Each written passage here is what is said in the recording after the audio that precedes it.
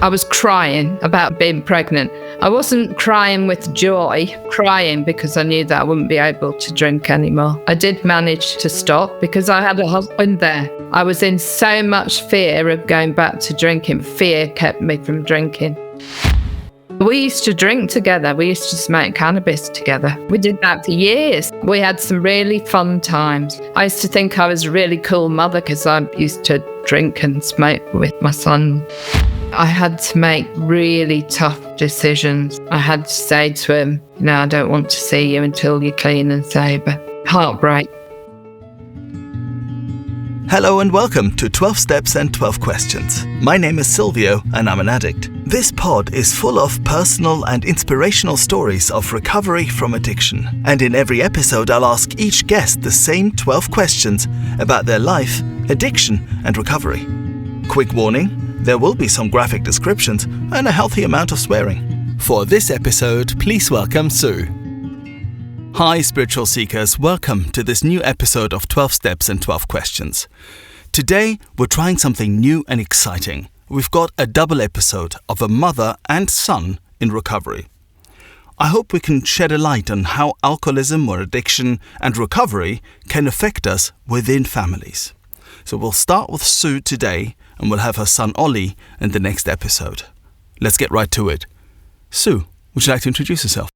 Hi, I'm a recovered alcoholic. I'm also a mother of a son who has addiction as well, I'm so grateful that he is recovered now as well. And my sobriety date is the 22nd of the 8th, 22. And I go to 2 fellowships, and that's AA and CA. Amazing. Thank you so much, Sue. Let's get right into it. The first of the 12 questions I ask every guest on this show is, Sue, did you have any adverse childhood experiences? I had an interesting childhood. We moved around a lot. I think between the ages of 2.5 and 16, I moved 5 times. So I would say it was quite disruptive, and I struggled with making friendships because I was always that new girl in school. And I think that's influenced my life since then in struggling to make connections and friendships. My father also had a very interesting hobby, which absolutely consumed his life. He was a circus fan. So he would travel to circuses all over the country. He had a big collection of circus memorabilia. He would put everything before us in terms of, we would go on holidays, but a circus always had to be involved. The whole house was decorated with circus things. All his friendship group was to do with the circus. So it was much more than a hobby. It was a complete and utter obsession.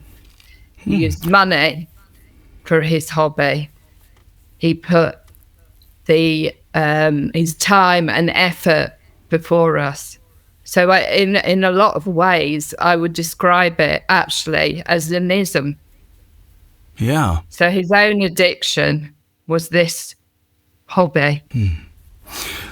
Bit off script here, but any idea why this is so? Just really out of interest, because it's quite unusual, right? That someone would be so into circuses that he'd put that before everything else. So did he have an interest in it? In that he was he would have liked to be part of one, or that is he a trapeze artist who ended up working in insurance? What went on there? So he went to the circus when he was 8 years old. His father took him, and it just captured his imagination.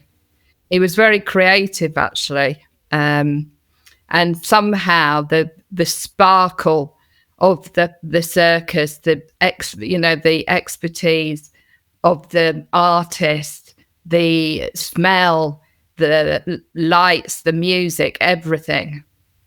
He was absolutely spellbound by. How did you feel about going to the circus 8 times a year or something like that? Probably more. That's also interesting. So when I was a child, I was quite anxious. So I had quite a lot of nightmares, and I also had some phobias as well. So one of my phobias was loud noises. So in the circus, there's lots of loud noises, a lot of bangs, things like that. So my experience of the circus was being very anxious. I would sit in fear waiting for these bangs to happen. And so I didn't like circuses at all. Do you have any brothers or sisters? Yeah, I've got two brothers, yeah. 2 brothers. Did they like the circus? No. Did your mother like the circus? She said she liked the circus and she went along with it, but she had no other choice. The moving around that you were talking about there, was that, I mean, you would say it's circus-like a travelling circus, I suppose, but was that related in any which way? Or, I mean, it could also set you up for a life of geographicals, I suppose. Yeah. How did that come about and what did that do to you? So my father also had an unusual job. So his job was not a job that you could just get another job in the same area. So he was a display manager. So he was creative.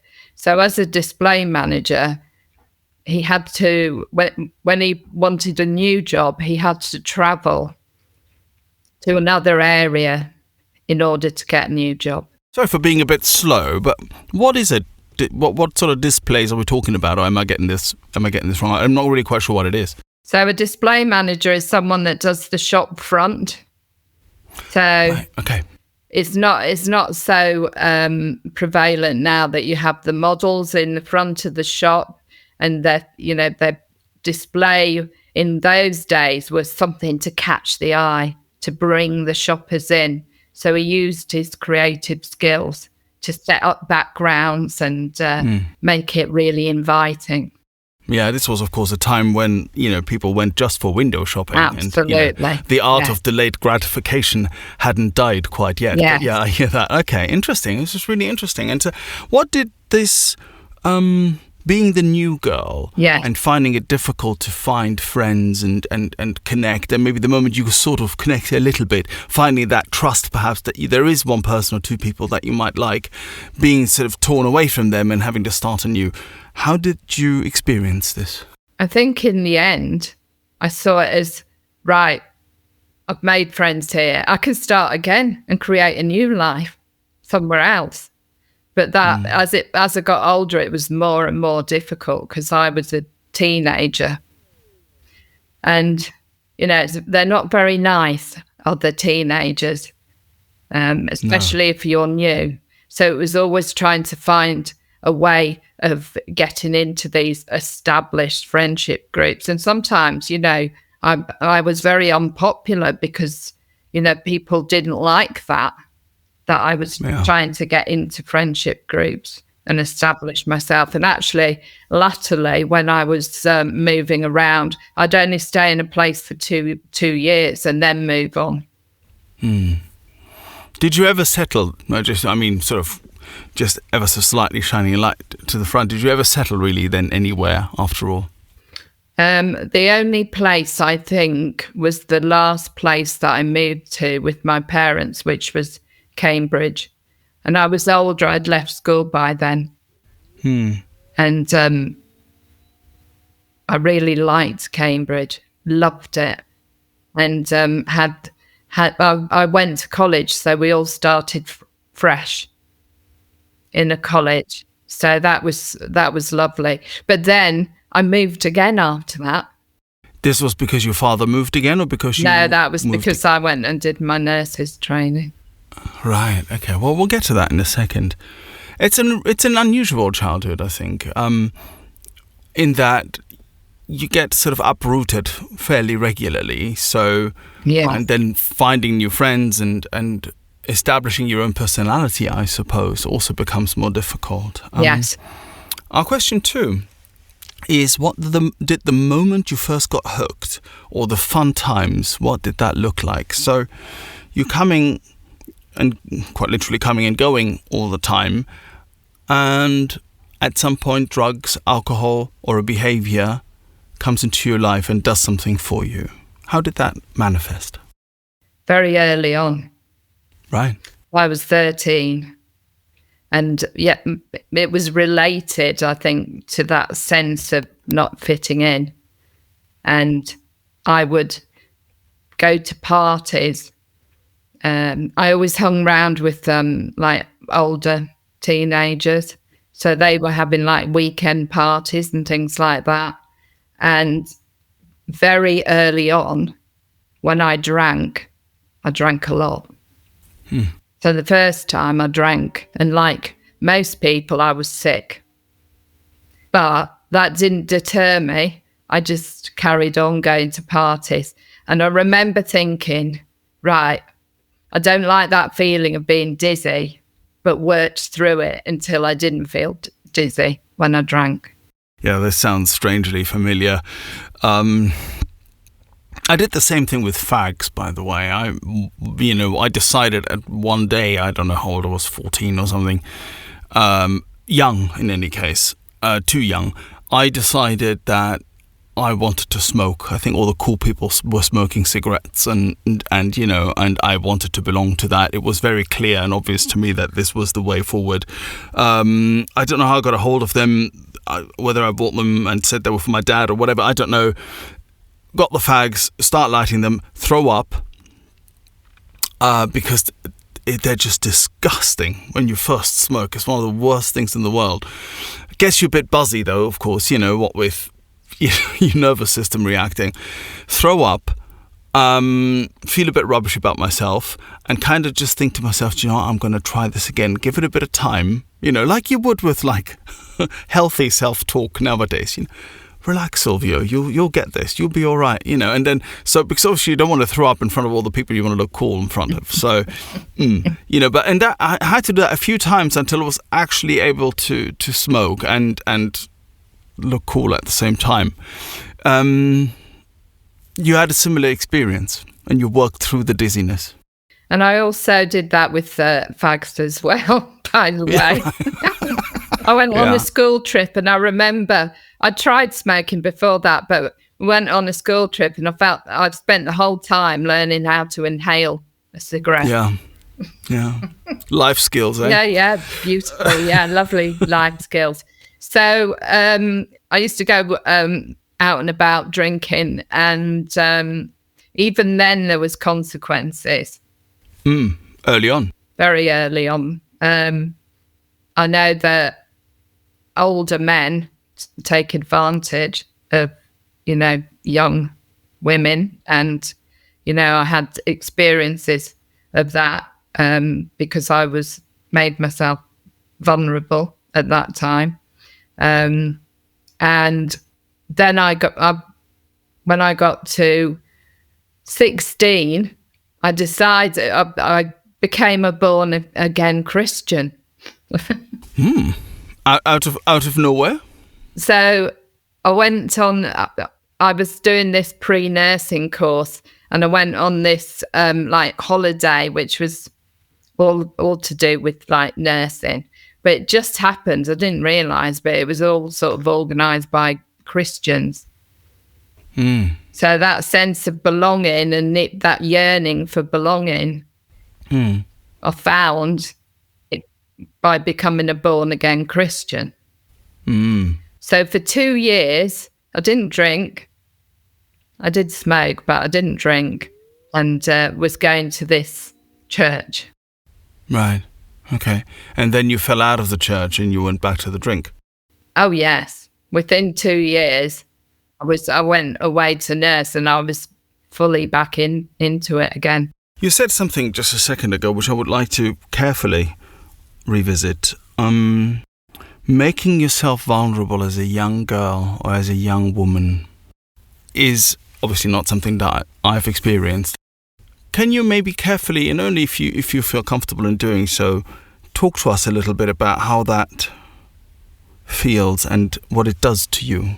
I used to go to these all-night parties, and I think a lot of this was, I didn't understand at the time what was happening, because I felt great that, someone liked me, fancied me, and so I would end up in situations where I know it was men taking advantage of a vulnerable young girl. Yeah.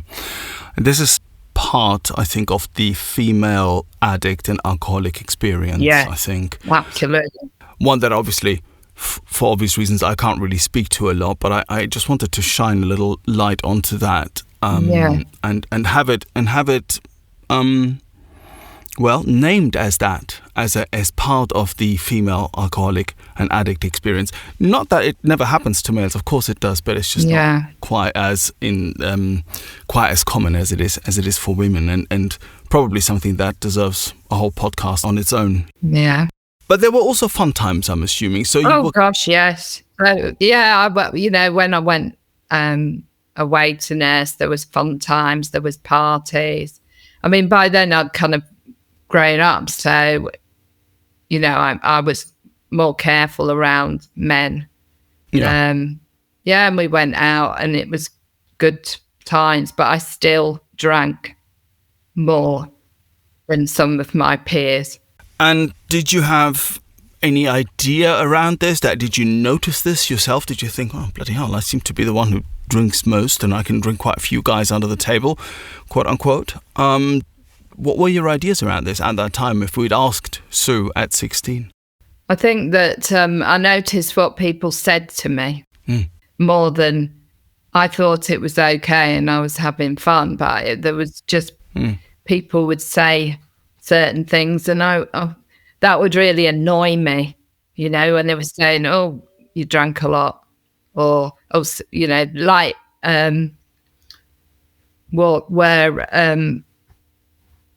kind of saying, oh, we had a good time last night, and just sort of making me feel that like was the one that had drunk too much, or every time I drank too much and things like that.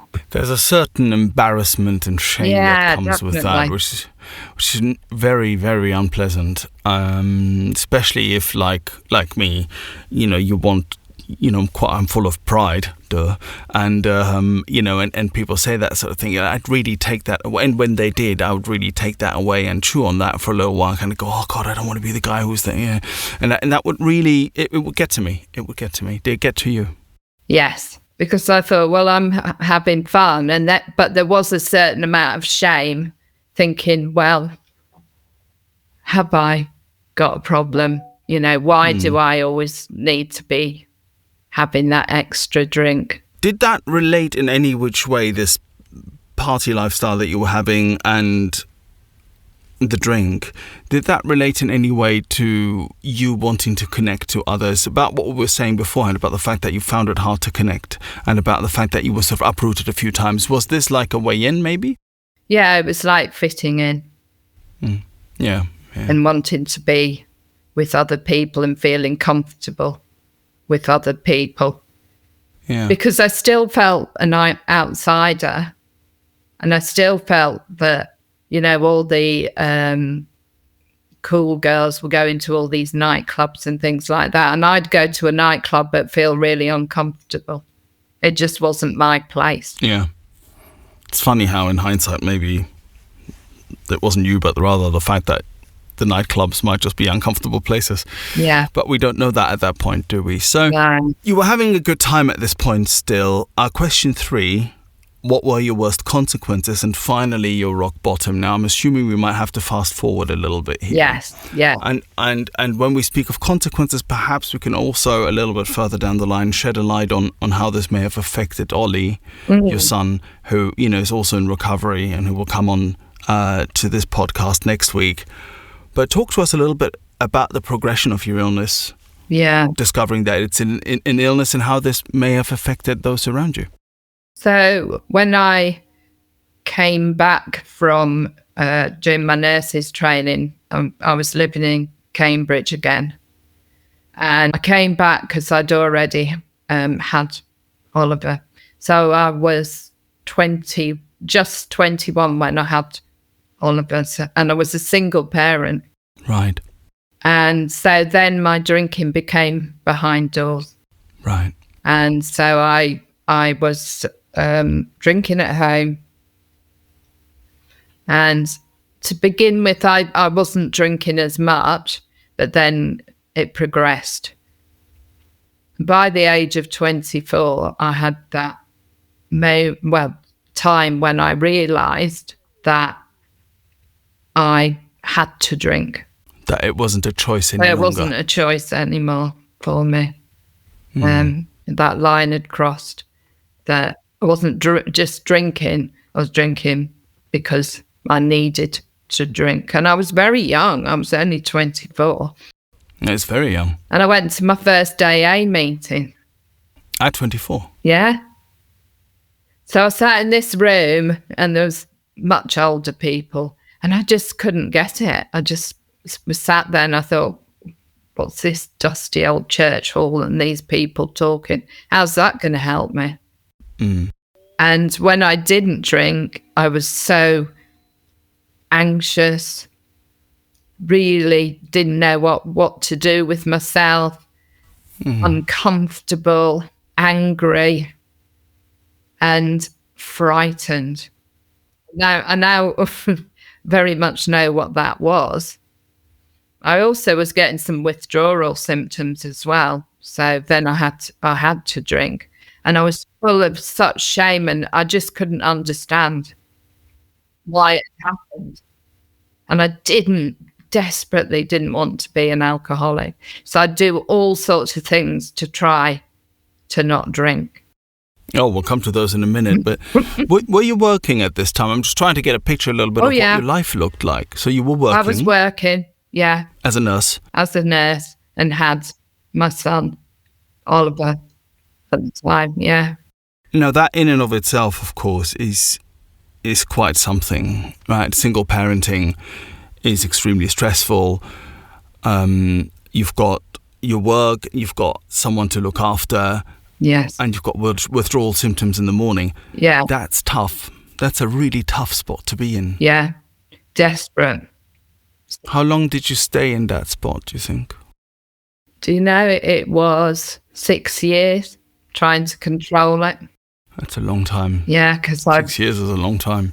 And a lot of that time I spent so much time trying to control it that I was in withdrawal symptoms because I just couldn't understand it, and I desperately didn't want to be an alcoholic.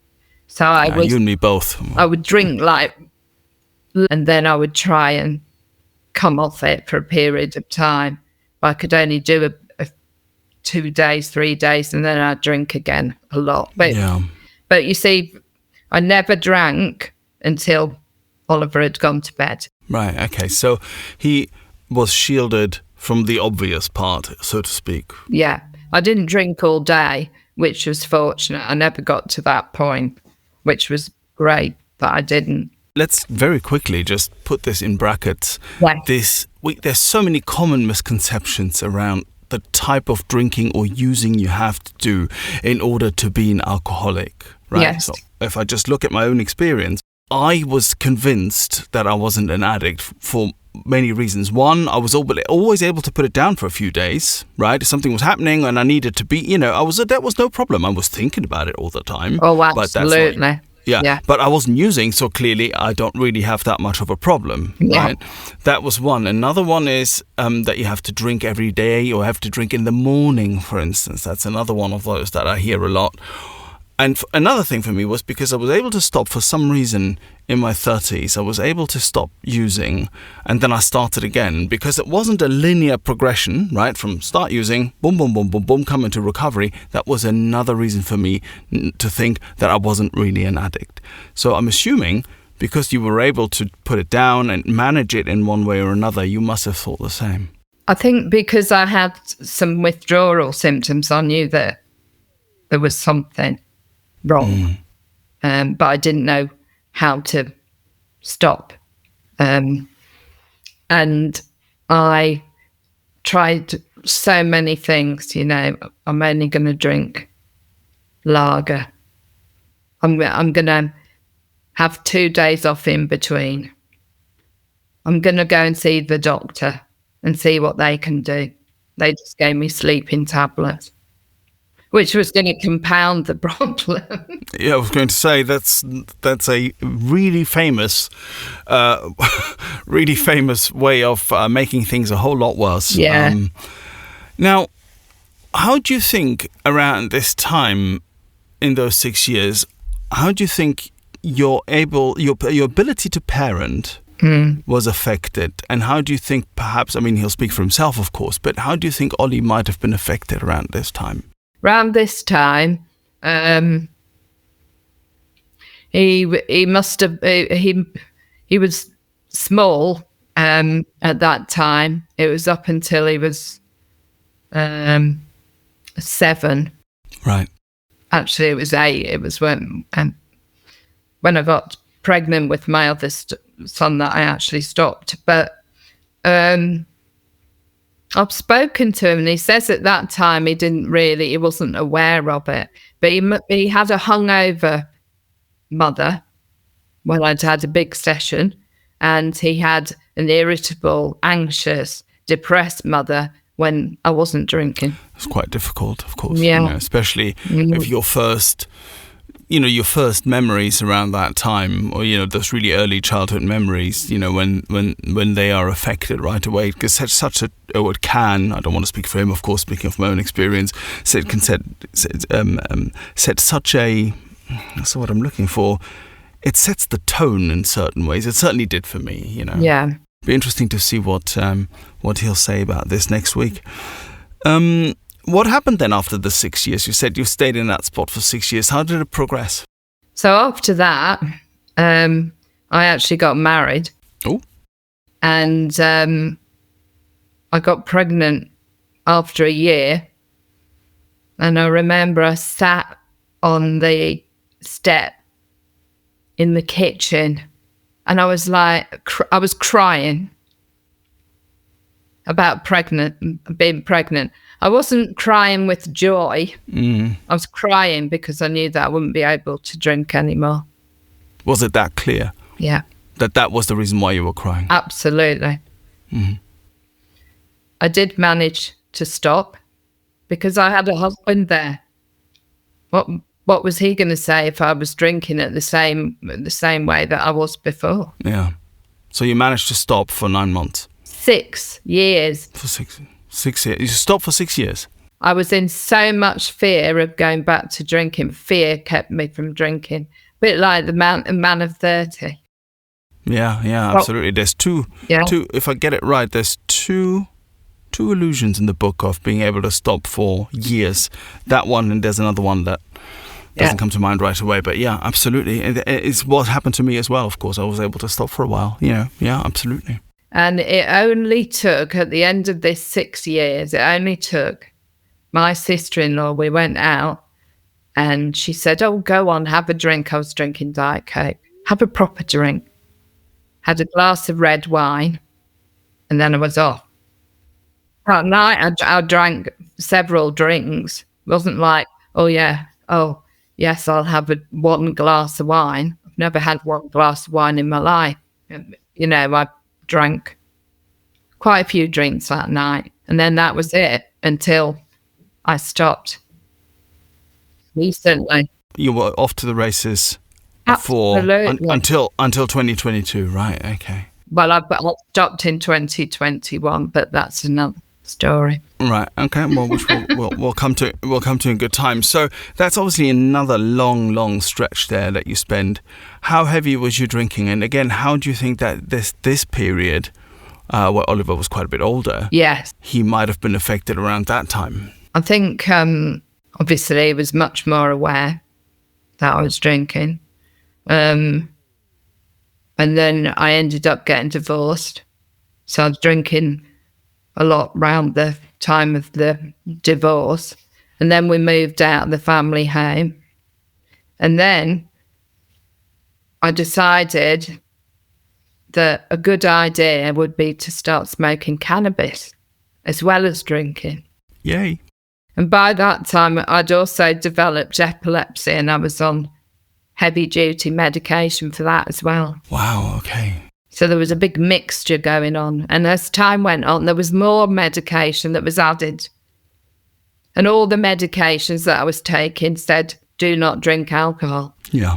So there was this big heady mix of alcohol, all this medication, plus cannabis. And that went on for years. But we used to drink together. We used to smoke cannabis together.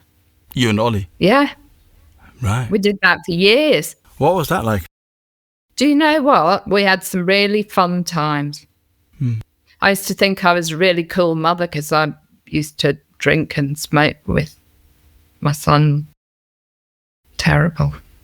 Now I think, wow, that's awful. But at 17, Oliver had already started smoking cannabis. So it wasn't, and at that time, I think I was still off I wasn't drinking at that time. So, but that's not an excuse. He'd seen this, my use of alcohol over a long period of time, and whether he recognises when he was younger the effect on him. There will have been a subconscious effect on him, I feel a bit bad, I have to say, for asking all these prodding questions about this bit in particular. Of course, I have spoken to you about this before, and that it's okay to talk about it, and you're both in the programme, and I'm assuming you've made amends and so on and so forth, so it's okay to talk about it. Absolutely. And shine a light there. But it must have been a really uncomfortable thing to have happened, to put it mildly. And there must have been some guilt on your part as well, I suppose. Oh my goodness. When Oliver's illness progressed, I was absolutely full of shame and guilt. Were you also still drinking and using around that time? Yeah. And I thought it was all my fault. Because, my reasoning was that people are only alcoholics and addicts because of their upbringing. Right, okay. That's all I could, put it down to. So, yeah, definitely. Now, around this time when things got really, really bad, you were drinking and using. Ollie was out there drinking and using. I'm assuming this may have been some of the worst times that you have had. And this is our question 4. At your worst, did you ever want to die? Did you consider suicide? Definitely. In the end, I had a period where I was suicidal most of the time. And towards the end, I started self-harming. Yeah. And that was because I absolutely hated myself, because I thought I'd caused all this. But my thinking was very distorted, because of the alcohol and smoking cannabis. We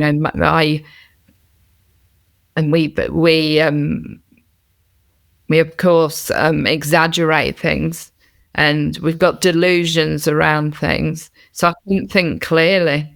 No. So then the self-hatred got to the point where I was in so much distress that I started self-harming.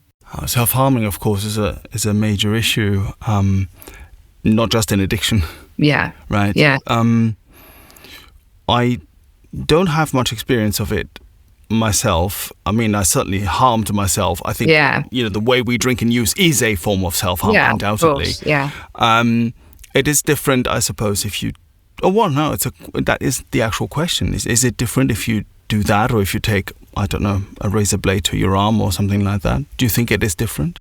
If you're enjoying this podcast and would like other addicts and alcoholics to hear it, then please make the pesky AIs and algorithms work their 12th step. Hit like and subscribe. No, I think I was harming myself in multiple ways. Right. Yeah, absolutely. And I did nearly die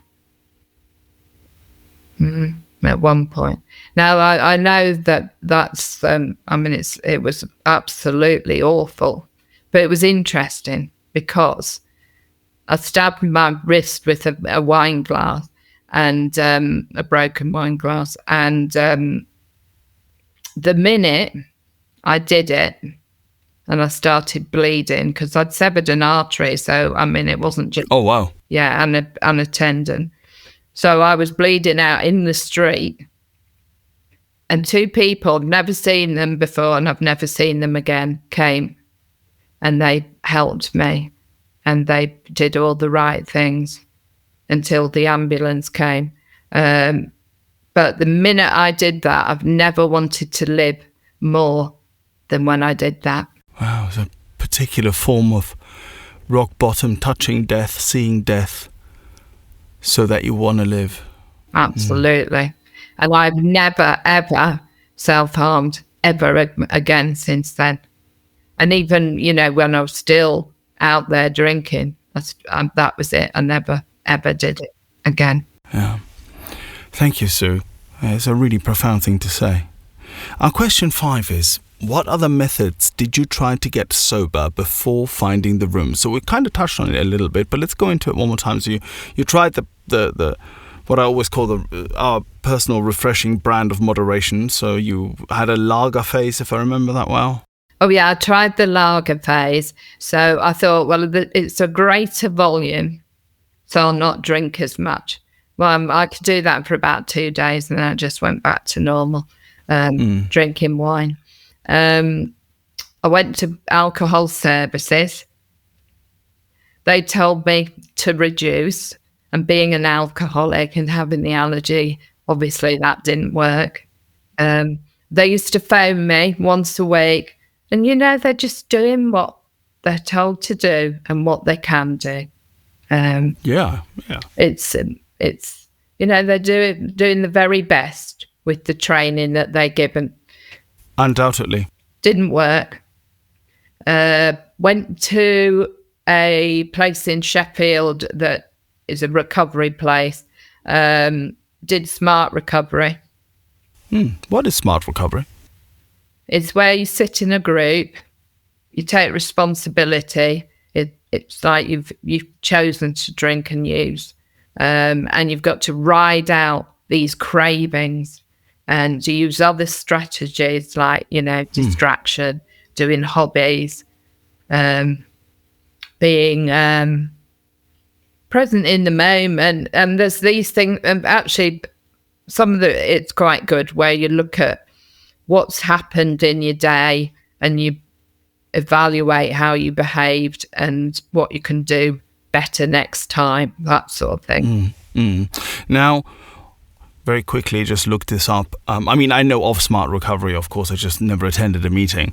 It stands for Self-Management and Recovery Training. And no, you know what, we because, you know, we there's a certain sense, I suppose, of, well, we have found a real good solution here, so why do we need anything else? But I don't know, maybe this, I'm assuming it does help some people. I tried something like this. I didn't try Smart Recovery, and I want to be very clear here that I'm sure they do wonderful, great work, and just because it doesn't work on me, it doesn't mean that it's not valid or it doesn't work for anybody else, right? We have no monopoly on recovery. The book says we have no monopoly on God, so I want to make this extremely clear.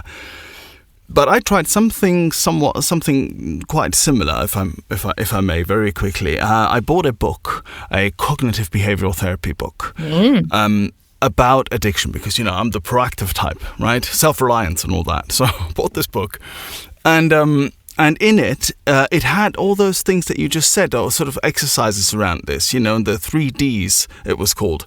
You know, if you get a craving, what was it? Delay, distract, decide. So you delay the decision as to whether you want to drink or use for 30 minutes. You distract yourself in that time, and then you take a decision, right?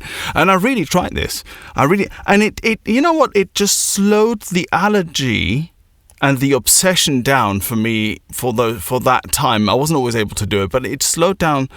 You know how in the book it says that we were not able to remember with sufficient force the humiliation of a week or a month ago. And it was exactly that. I could see those pictures, me on the floor trying to pick up stuff that I think is cocaine, rub it into my gums. It's 3 a.m. in my underwear. Yeah, that's usually what ended up happening. And it would not prevent me.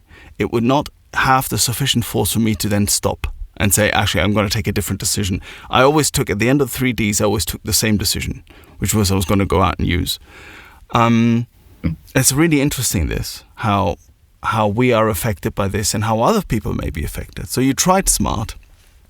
Sorry for hijacking that a bit, but I just love that. No, it's good. That whole concept and the experience of it, yeah. And while I was there, I was doing crafts. I've never done crafts so much. Okay. Intensely sewing at night times. And I was like crawling out my skin, just so desperate. So obviously after 4 months, I had a drink. And I was very happy to have a drink.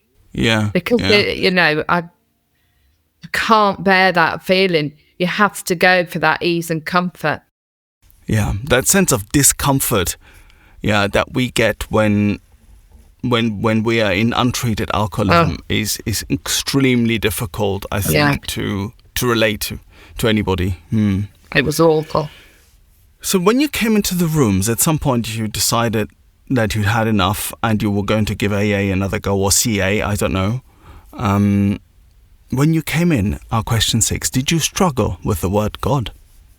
I think when I started doing the steps with a wonderful sponsor who was properly armed with the facts about herself, it was amazing. But I was like searching. I was thinking, well, is it nature? Or do I have to go to organised religion? Or it might be Buddhism. But until you go through 4 and 5, I think you're so blocked off and you have no concept of God and you have no ability to properly connect. You feel like you're praying to what you're praying to. Yeah. But even though you don't have that concept, I think it's really important to just pray. It doesn't matter. Just pray. But I certainly didn't until I was at 4 and 5. And my concept of God has changed over time and continues to change. Yeah. But when you came in, I mean, you've said this, I think we've done 50 episodes now, and I've said this at least 50 times. When I came in, I was super agnostic. I decided that the whole God thing wasn't for me at some point in my teens, unbeknownst to me, really, in a way. But, there's a long and tedious conversation about how my agnosticism was born. But I was full of it. I was full of, I can't even look at the word, right? Did you have something similar, or were you just a little bit more open-minded than me? Not difficult. I'd had that experience of becoming a born-again Christian. Of course. But I'd turned my back on that. I decided that they were all hypocritical and that I didn't fit in with these people. And I wanted to go out and be in the world and do what I wanted. So I think I had a slight feeling that there was something out there. And I was seeking, because I went to do classes at the Buddhist Centre. I was interested in meditation, but of course I couldn't access it because I was drinking so much. Yeah. But I thought, Sue's going to be super spiritual. Right. Well, get those cards with affirmations on, all that sort of thing. But it was having a personal relationship with God. I don't think I believed that was possible. Right. Or that it would stop me drinking. How does that relate to stopping drinking? But, alcoholism has got the ability to really make you think about, what do you want to go back to where you were, or are you going to take a spiritual solution? Yeah. So, are you at least willing to try? Look at that. Have I got just a little tiny bit of belief? Yeah. Yeah, absolutely. Or at least a willingness to say there might be something else out there. Yeah. Yeah. Well, I don't think I had a problem with it because of my level of desperation. Yeah. Our question 7. How do you experience your higher power today? Yeah, it's amazing. I see that God is in everything, everything, the nature. And also, when I look at an object, I can see that there was people that were making that object. So there's God in that, and then they make it, and then someone delivers it. So they're a part of it, and then you get it in your house. Then people sit on it, say it's a chair. Different people are sitting on it, but also the connectedness. Going to face-to-face meetings, I see it. I see God within people, and just the joy of now seeing the world without that grey filter that I saw it through for so many years. And I do feel that lovely warmth, inside when I'm praying and when I'm talking to people. So yeah, it's special. That warmth of the connectedness, when you feel connected to the capital T totality, is something to behold.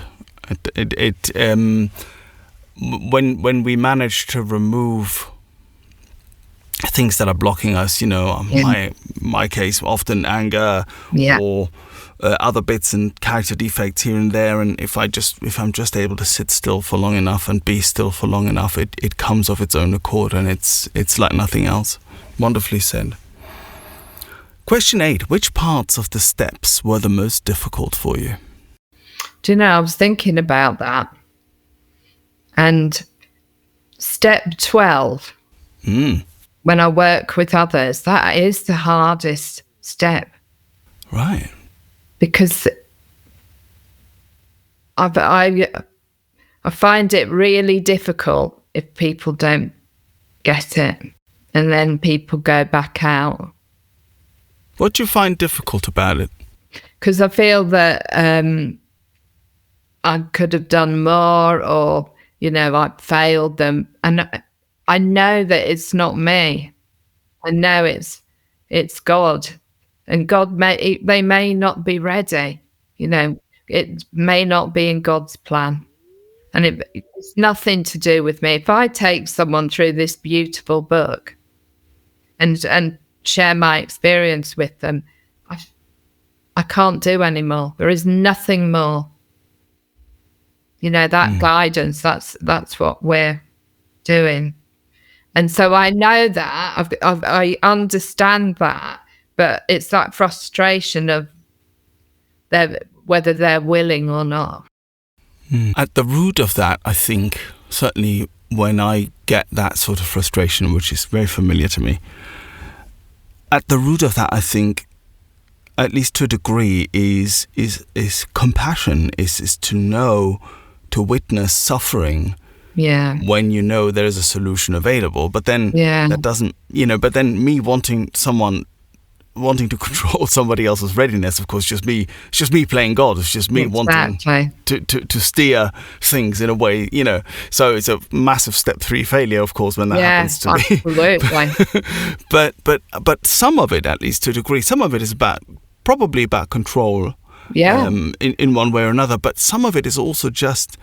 It's just compassion to see, if only I could give that desperation to that person, but then of course that is outside of our remit, not up to me to do that. It is. But it is something that I can relate to, absolutely. Question 9. Which character defects give you most trouble? Judgment.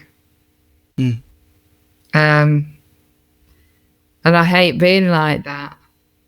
But I think what's helped with that is seeing God inside people and having compassion about how, certainly fellows, how horrendous their life has been before they make it into the rooms, and that people are sick when they come into the rooms. I was sick when I came into the rooms. People aren't going to behave all, perfectly because they just entered the rooms. But, I can be judgmental in other ways as well. But certainly I'm taking that to God a lot, and it has improved, which I'm very happy to say. I have many. So many, none of them spring to mind. Up to work 6 and 7 a lot, and do inventory, definitely. Personally, I think that pride is always something that... Oh, yes, pride. Yeah, pride is something that has its claws in a lot of other things, I find. It's like tentacles, Yeah. It might express itself as anger or envy or whatever, but it's often really coming down to wanting to look good, wanting to be seen in a certain way, and wanting to control things in a certain way, which is also down to pride, I think. It's something that I find affects me quite often. Well, I seek validation, and I worry about what people think about me, and I want people to like me, that sort of thing. Yeah, I hear that, absolutely. Question 10, and maybe this is also another one where, now that we've talked about how your drinking and your illness affected Oliver, how your recovery is affecting and has affected Oliver. So our question 10 is, what is the best thing recovery has given you? Wow, definitely that Oliver has recovered. And I'm so pleased that I came into recovery first. God was in everything, because I came in for the first 3 months. It was COVID. I was on online meetings. I was dotting around different meetings. And because I was doing that, I wasn't sort of grounded in one meeting. And I happened upon this meeting, and there was a woman speaking, and I'd not heard anything like it before. And I was blown away. And she was giving a really strong, big book, solution-based chair. And I went afterwards, I said, please, will you sponsor me? And she did. And she took me through the steps, and I recovered. And if it wasn't for her and God in that moment, then I wouldn't have been taken through the steps as I was. And so it took another 3 years for Oliver. And that's because he was on opiates. And it's way more difficult. But I was able to talk to him, and he was able to see a change in me. It's difficult to say sometimes, I suppose. But one, it must have been a difficult 3 years for you, having recovered and seeing your son, being out there still and essentially smashing himself to pieces. Yes. But do you think that just leading by example, I suppose, right? So by being recovered. Yes. Do you think that has made an impact on him? Yeah, definitely. And once I recovered, I was able to understand that he had an illness. And so I could have much more compassion around that. Yeah, absolutely. But I had to make really tough decisions. And ultimately, in the end, I had to say to him, I don't want to see you until you're clean and sober. Heartbreak. Oh, talk to us a bit about that, because it is something that I've spoken with a parent of a particular young man out there about, and it must be the hardest thing to do for a mother. Yeah, it absolutely broke my heart, but I knew it was the right thing to do at that time. Because he needed to smash himself to pieces to have that willingness. And so that was for 7 months. How did he take it? I don't know how he took it at the time. But he now we'll ask him.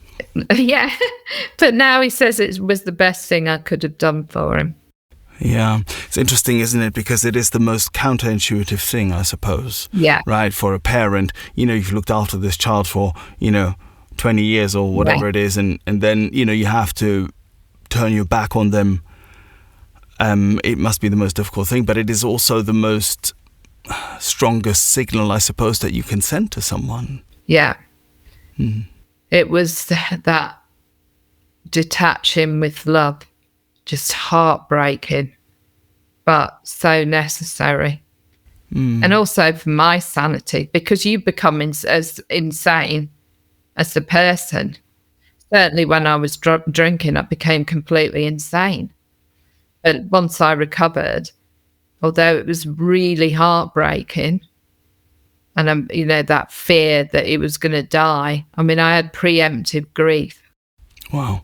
Yeah. Just expected that he would one day die. Yeah. But going back to having to leave him for those 7 months, didn't see him at all, no messaging, nothing.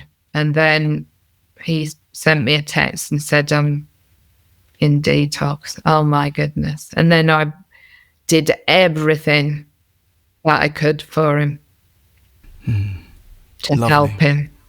Yeah, it's very touching. It's very touching. I mean, it says in the family afterwards, doesn't it, about the fact that the whole nucleus of the family is ill, really, if you have even just one alcoholic, or addict, and how the dynamics, all dynamics in that family are affected by this. It's too big for it not to be that way. So I'd imagine that gets compounded if there is more than one. Yes. I feel for my other son, because it took over, the whole family. And my other son, he's got Asperger's, and ADHD. So his understanding must have been difficult as well. But I've made amends to him. And for a second time, because I went through the steps for a second time recently. And he said to me, because I was talking about how I felt that I didn't put as much energy into him and was kind of neglected him through dealing with everything with Oliver. And he said, it's okay, Mum, I know that you needed to do that. How amazing is that? Selflessness on a scale that is that it doesn't come easily to us. No, he's an incredible young man. Lovely. Amazing. Thank you, Sue. Our question 11, what would you say to a newcomer or someone wondering if they're an addict? I would say the normal thing of when you start drinking, can you stop? And when you really have every reason to stop, can you stay stopped? The big tests. Yeah. Yeah. Also, how do you feel when you're not drinking? I think is a really good test. Well, we were discussing, weren't we, earlier about the fact that we were both able to put it away for some time or have some sort of, not sure whether control is the right word, but let's go with it, right? Some sort of agency. And how I felt around that time, well, nervous, easily displeased, irritable. I'm the most irritable person in the world, just fly off the handle just like that. Yeah. And constantly and continuously thinking of getting more cocaine, Yeah. It could be 7 o'clock in the morning and I'm taking a shower and it's a random Tuesday. Yeah. What's that about? Yeah. Last but not least, our question 12.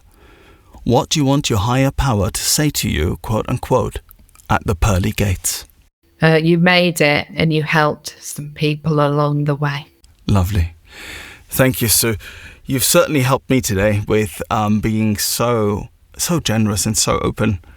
And entertaining some questions which must have been difficult for you, particularly when we're talking about, your son and how this has affected you and how this may have affected him. So I'm really excited about doing this double episode because I think, as I said earlier, I hope that we can sort of shed some light on some dynamics and hopefully, there might be some families out there who might hear this and benefit from that. So thank you so much. Thank you for being my guest today on 12 Steps and 12 Questions.